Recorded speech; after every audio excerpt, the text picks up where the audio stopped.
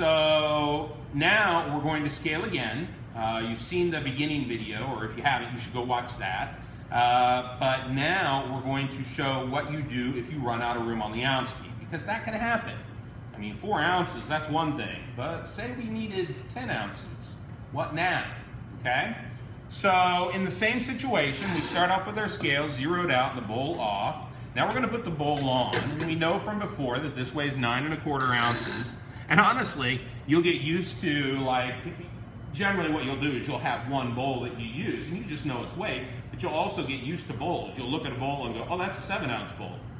Doesn't mean anything to anybody else, but it will to you. So we're going to weigh this at 9 1/4 ounces, so now we're even again. And this time I want to scale 10 ounces. All right, let's do that. So he said we're going to do 1, 2, 3, 4, 5, 6. I'm out of room. I'm at 6. I can't get to 7 because it's not 16. It's 16 1/4 I need to get to. So what am I going to do? Well, what did we say that the whole trip down the bar was worth?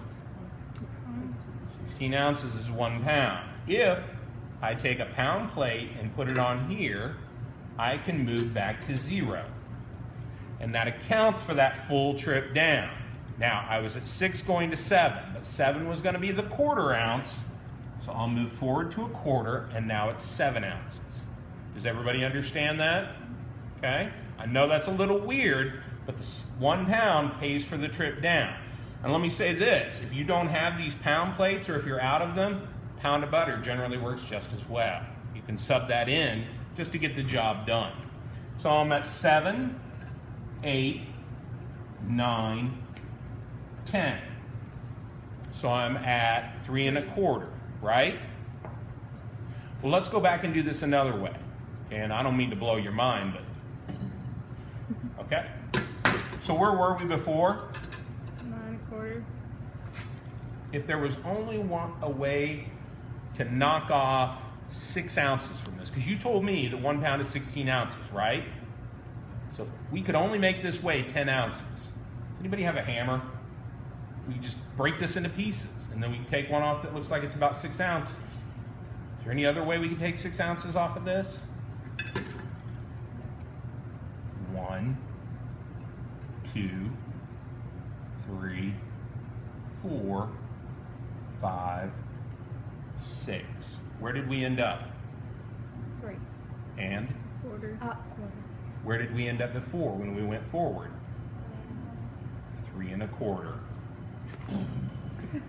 I know.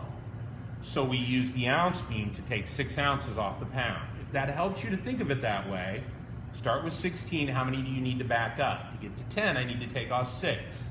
So I backed it up 6 places. And now that's 10 ounces. It has to be. It ended up in the same place it did when I went forward. And I counted them forward, and you seem to agree with that.